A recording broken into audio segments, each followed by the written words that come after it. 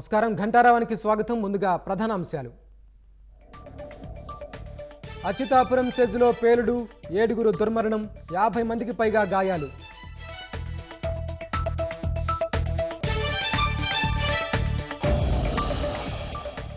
భద్రతా ప్రమాణాల లోపమే ప్రమాదానికి కారణమన్న కార్మికులు.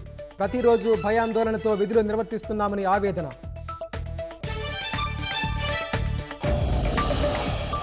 రియాక్టర్ పేలుడు ఘటనపై సీఎం చంద్రబాబు దిగ్భ్రాంతి. సహాయ చర్యలపై కలెక్టర్కు ఆదేశం.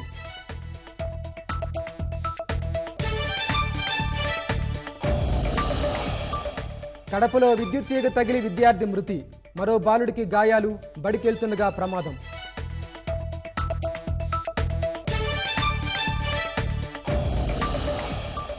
పోలీస్ శాఖ బలోపేతంపై సీఎం సమీక్ష. డ్రగ్స్ నేరాల అడ్డుకట్టకు టెక్నాలజీ వినియోగంపై చర్చ.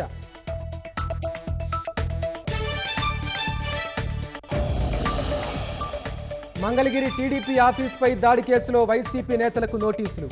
చెప్పిన రోజు విచారణకు రావాలని అవినాష్కు తాకీదులు.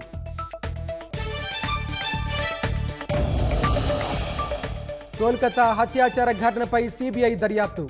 మాజీ ప్రిన్సిపాల్ సందీప్ ఘోష్కు పాలిగ్రాఫ్ పరీక్షలు నిర్వహించే అవకాశం.